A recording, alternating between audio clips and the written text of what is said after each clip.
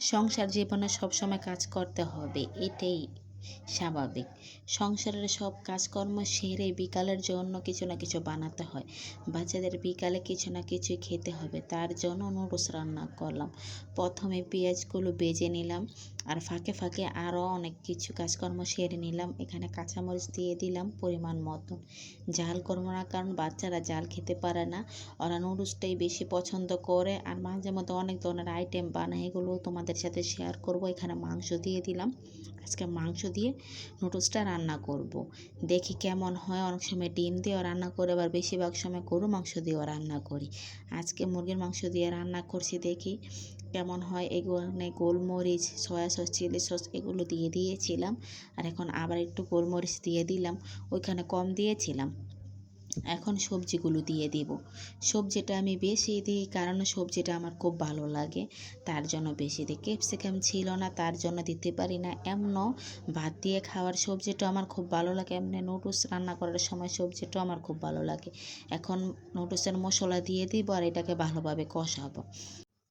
এটার মশলাটা দেওয়ার পরে এখানে কষাবো, কারণ এটাকে ভাজা ভাজা করতে হবে। পানিটা শুকিয়ে গেলে ভাজা ভাজা করবো। এই যে এখন ডিমটা দিয়ে দিলাম, আবার সিদ্ধ ডিমও দিব, তার জন্য একটা ডিম দিয়েছি এখানে। আর এখন এগুলোকে ভাজা ভাজা করব। এগুলোকে এখন ডেকে দিব, কারণ পানিটা আমি খুব কমই দিই, কারণ এই যে ভাজা ভাজা হয়ে গেছে। এখন নুডলসটা দিয়ে দিব। নুডলসটার মধ্যে আমি সব সময় সিদ্ধ করার আগে 1 কাপ তেল দিয়ে নিই। এই যে নুডলস রান্না হয়ে গেছে, বিকালের নাস্তার জন্য এটাই যথেষ্ট। কিন্তু আবার আরেকটা আইটেম করব, তোমাদের এটা শেয়ার করব। এটা এখন দেখো, নুডলসটা অনেক জড়জড়া হয়েছে। আমি মিষ্টি নুডলসটা খাই বেশিরভাগ সময়। এখন পরিবেশন করব। এখানে কাঁচামরিচ দিয়ে দিলাম, শসা দিয়ে দিলাম। এক এক সময় এক একভাবে খাই। এটা ডিম, এই যে সিদ্ধ ডিম দিয়ে দিলাম। এই যে হয়ে গেছে। এখন রাত্রে কেক বানাবো। এর জন্য এই যে মিল্ক, দুধ, বেকিং পাউডার, ভ্যানিলা এসেন্স, ডিম, ময়দা, কোকো পাউডার সব নিয়েছি। এখানে 2টা ডিম নিয়ে নিয়েছি। কুসুম অনেকে বলবে কেন নিয়েছি, নেওয়া যায়, সমস্যা হয় না। এখানে পরিমাণ মতো চিনি নিয়ে নিলাম। আমরা চিনিটা একটু বেশিই খাই, অনেক ভিডিওর মধ্যে তোমরা দেখো এই জিনিসটা। এই যে পরিমাণ মতন চিনি নিয়ে নিলাম। এখন এগুলোকে ফেটবো। এটাকে যত ফেটবো ততই মজাদার হবে। আমি একবার ফেটে, আমার ননদ একবার ফেটে হাত ব্যথা হয়ে যায়। আমাদের বিটার নাই, তার জন্য এই জিনিসটা করি। হাত দিয়ে বানানো কেকই বেশি মজাদার হয় বিটারের থেকে। এখন 1 কাপ ময়দা নিয়ে নিলাম, তারপরে পরিমাণ মতন দেখি এখন আরও আধা কাপ ময়দা নেব। এই যে আধা কাপ ময়দা নিয়েছি। এবার কম করে বানাচ্ছি, ভালো হলে আবার বানাবো। ফার্স্ট টাইম আমি কেক বানাচ্ছি। এখানে কোকো পাউডারটা দিয়ে দিলাম।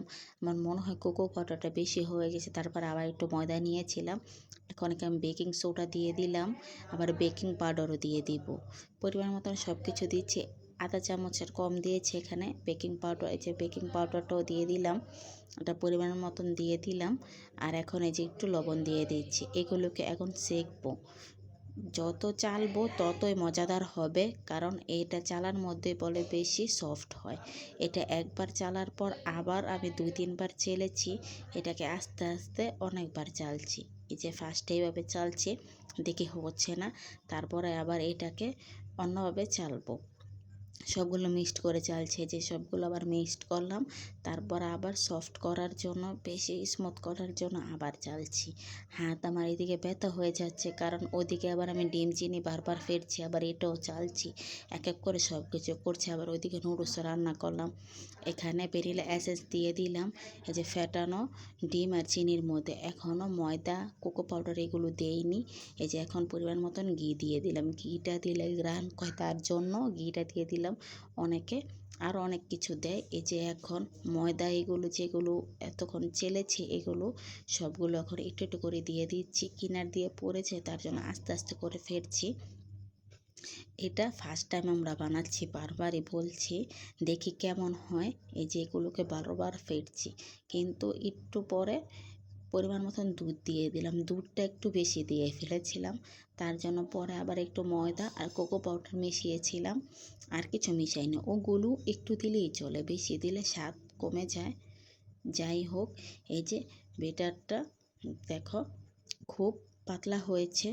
একবার একটু ঘন ঘন স্মুথ ধরনের হয়নি, তার জন্য আবার একটু ময়দা দিয়ে যে দেখো একটু এখন ঘন ঘন হয়েছে। যাই হোক, এটাকে আরও ফিরছি যাতে বেশি স্মুথ হয়। যতই স্মুথ করি না কেন, কিন্তু বিটার দিয়ে না যদি এই ব্যাটারটা করি, তাহলে ওই দোকানের কেকের মতন হবে না। আমরা এমনি যে 10-15 টাকা দামের কেক বানাই অমন ধরনের হবে, আমি তোমাদের দেখাবো। এই যে এখন ঢেলে দিচ্ছি, এটাকে এখন চুলার মধ্যে বসিয়ে দিব। কিন্তু চুলার মধ্যে বসাইছি ঠিকই, কিন্তু ওটার ভিডিও ক্লিপটা নিতে মনে নাই, কিন্তু আমরা এটা ওভেনে বানাই না, চুলার মধ্যে বানাইছি। এই যে এখন এটাকে একটু করে লাড়াচ্ছি, কারণ সম্পূর্ণভাবে সব দিকে যাতে যায়। আর এটাকে তেল দিয়েই করেছি। এই যে কেকটা হয়ে গেছে, 1 ঘন্টা হয়েছিল। এই যে দেখো পুরো সম্পূর্ণ হয়ে গেছে। এরপর আমি ভিডিও করেছি, এই যে সকালে সবাই মিলে এই কেকটাকে খেয়ে দেখো কত সুন্দর হয়েছে। চকলেট কেক যে এত সুন্দর হয় বলার বাইরে, আর অনেক স্মুথ হয়েছে। এই ছিল আমার ভিডিও। রান্না বান্না করতে করতে আমি হাঁপিয়ে গেছি। যাই হোক, সবাই ভালো থাকবে।